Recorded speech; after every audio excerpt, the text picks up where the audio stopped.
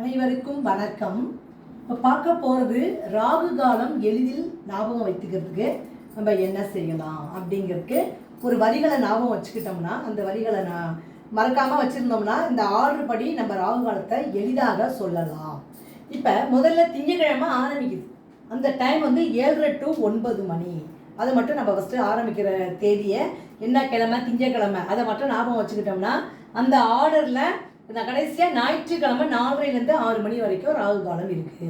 இப்போ பார்த்தீங்கன்னா இதை எப்படி ஞாபகம் வச்சுக்கலாம் அப்படின்னா, திங்கக்கிழமை இப்போ இதில் இந்த வரிகளை நம்ம ஞாபகம் வச்சுக்கிட்டு எழுதினோம்னா இது மறக்கவே மறக்காது. திருத்தலங்கள், தீக்கி திருத்தலங்கள் அப்படின்னு போட்டிருக்கேன். திருத்தலங்கள். அடுத்து சமயபுரம்,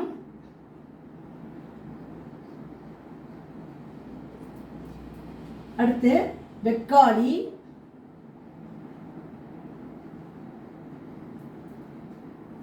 அதுக்கடுத்து புதுக்கோட்டை,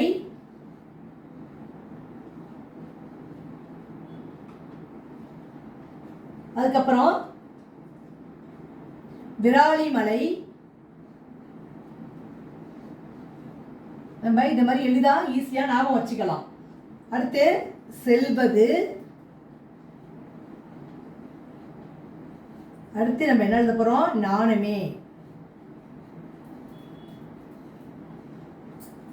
இப்போ பார்த்தீங்கன்னா திங்கக்கிழமைக்கு தீன்னு போட்டிருக்கேன், சனிக்கிழமைக்கு சா, வெள்ளிக்கிழமைக்கு வே, புதன்கிழமைக்கு பூ, வியாழக்கிழமைக்கு வி போட்டிருக்கோம், செவ்வாய்க்கிழமைக்கு சே, ஞாயிற்றுக்கிழமைக்கு நான் போட்டிருக்கோம். அப்போ என்ன எழுதியிருக்கேன் பாருங்க, திருத்தலங்கள், சமயபுரம், வெக்காளி, புதுக்கோட்டை, விராலிமலை, செல்வது, ஞானமே.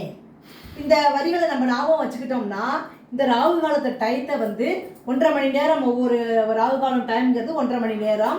இதை நம்ம எளிதாக ஞாபகம் வச்சுக்கலாம். திங்கக்கிழமையில் ஆரம்பித்து ஞாயிற்றுக்கிழமை வரைக்கும் இருக்குது.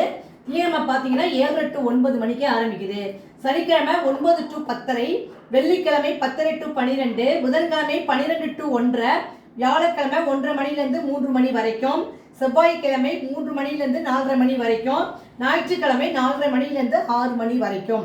இந்த வரிகளை மட்டும் நம்ம ஞாபகம் வச்சுக்கிட்டு இதை எளிதாக நம்ம சொல்லலாம். இது வந்து இன்ட்ரெஸ்டாக இருக்கும், உங்கள் அனைவருக்குமே புரிஞ்சிருக்கும். தேங்க்யூ.